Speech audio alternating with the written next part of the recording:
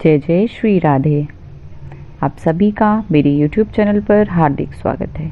आप सभी पर मेरे कान्हा जी की कृपा हमेशा बनी रहे।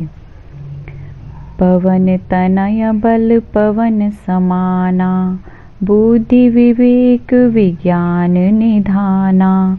कवन सो काज कठिन जग माही, जो नहीं हो हितात तुम पाही। आप सभी जानते ही होंगे कि शनिदेव के नाम से ही हर व्यक्ति डरने लगता है। शनि की दशा एक बार शुरू हो जाए तो 7.5 साल तक पीछा नहीं छोड़ती, लेकिन हनुमान भक्तों को शनि से डरने की तनिक भी ज़रूरत नहीं है। शनि ने हनुमान को डराना भी चाहा, लेकिन मुंह की खानी पड़ी। तो आइए जानें कैसे। महान पराक्रमी हनुमान जी अमर हैं। पवन पुत्र हनुमान रघुकुल के कुमारों के कहने से प्रतिदिन अपनी आत्मकथा का कोई भाग सुनाया करते थे। उन्होंने कहा कि एक बार मैं संध्या समय अपने आराध्य श्री राम का स्मरण करने लगा, तो उसी समय ग्रहों में पाप ग्रह मंदगति सूर्यपुत्र शनिदेव पधारे। वह अत्यंत कृष्ण वर्ण के भीषणाकार थे। वह अपना सिर प्राय झुकाए रखते हैं, लेकिन जिस पर अपनी दृष्टि डालते हैं वह अवश्य नष्ट हो जाता है। शनिदेव हनुमान जी के बाहुबल और पराक्रम को नहीं जानते थे। हनुमान जी ने उन्हें लंका में दशग्रीव के बंधन से मुक्त किया था। वह हनुमान जी से विनयपूर्वक किंतु कर्कश स्वर में बोले, हनुमान जी, मैं आपको सावधान करने आया हूँ। त्रेता की बात दूसरी थी, अब कलयुग प्रारंभ हो गया है। भगवान वासुदेव ने जिस क्षण अपनी अवतार लीला का समापन किया, उसी क्षण से पृथ्वी पर कली का प्रभुत्व हो गया। यह कलयुग है। इस युग में आपका शरीर दुर्बल और मेरा बहुत बलिष्ठ हो गया है। अब आप पर मेरी 7.5 की दशा प्रभावी हो गई है। मैं आपके शरीर पर आ रहा हूँ। शनिदेव को इस बात का तनिक भी ज्ञान नहीं था कि रघुनाथ जी के चरणाश्रितों पर काल का प्रभाव नहीं होता। करुणा निधान जिनके हृदय में एक क्षण को भी आ जाते हैं, काल की कला वह सर्वथा निष्प्रभावी हो जाती है। प्रारब्ध के विधान वहाँ प्रभुत्वहीन हो जाते हैं। सर्वसमर्थ पर ब्रह्म के सेवकों का नियंत्रण, संचालन, पोषण प्रभु ही करते हैं। उनके सेवकों की ओर दृष्टि उठाने का साहस कोई सुर असुर करे तो स्वयं अनिष्ट का भाजन होता है। शनिदेव के अग्रज यमराज भी प्रभु के भक्त की ओर देखने का साहस नहीं कर पाते।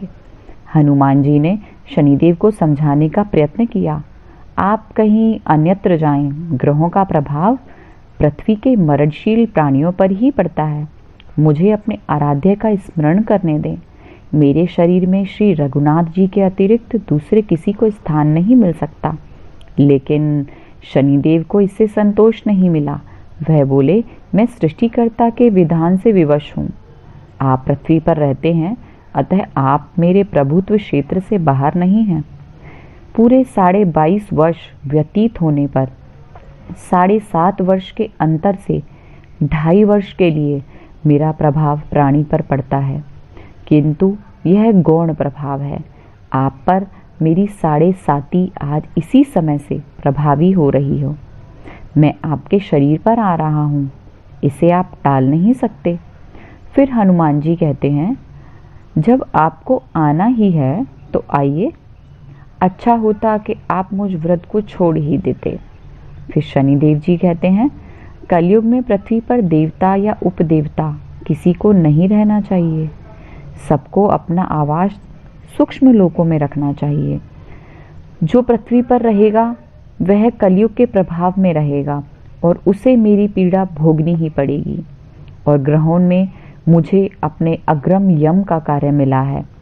मैं मुख्य मारक ग्रह हूँ और मृत्यु के समय निकट वृद्ध होते हैं, अतः मैं वृद्धों को कैसे छोड़ सकता हूँ। हनुमान जी पूछते हैं, आप मेरे शरीर पर कहाँ बैठने आ रहे हैं। शनिदेव गर्व से कहते हैं, प्राणी के सिर पर। मैं 2.5 वर्ष प्राणी के सिर पर रहकर उसकी बुद्धि विचलित बनाए रखता हूँ। मध्य के 2.5 वर्ष उसके उदर में स्थित रहकर उसके शरीर को अस्वस्थ बनाता हूँ। वह अंतिम 2.5 वर्ष पैरों में रहकर उसे भटकाता हूँ। फिर शनिदेव हनुमान जी के मस्तक पर आ बैठे तो हनुमान जी के सिर पर खाज हुई। इसे मिटाने के लिए हनुमान जी ने एक बड़ा सा पर्वत उठाकर सिर पर रख लिया। शनिदेव चिल्लाते हैं, यह क्या कर रहे हैं आप? फिर हनुमान जी कहते हैं, जैसे आप सृष्टिकर्ता के विधान से विवश हैं, वैसे मैं भी अपने स्वभाव से विवश हूँ। मेरे मस्तक पर खाज मिटाने की यही उपचार पद्धति है और आप अपना कार्य करें और मैं अपना कार्य। ऐसा कहते ही हनुमान जी ने दूसरा पर्वत उठाकर सिर पर रख लिया। इस पर शनिदेव जी कहते हैं, आप इन्हें उतारिए, मैं संधि करने को तैयार हूँ।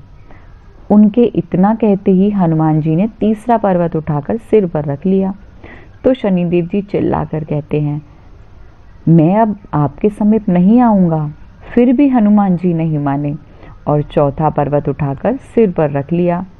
शनिदेव फिर चिल्लाते हैं, पवन कुमार त्राहि माम, रामदूत आंजनेयाय नमः, रामदूत आंजनेयाय नमः। मैं उसको भी पीड़ित नहीं करूँगा जो आपका स्मरण करेगा। मुझे उतर जाने का अवसर तो दें।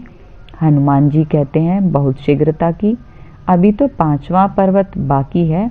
और इतने में ही शनिदेव मेरे पैरों में गिर गए और कहा, मैं सदैव आपको दिए वचनों का स्मरण रखूँगा। आघात के उपचार के लिए शनिदेव तेल मांगने लगे। हनुमान जी तेल कहाँ देने वाले थे, वहीं शनिदेव जी आज भी तेल दान से ही संतुष्ट होते हैं, यह आप सभी जानते ही हैं।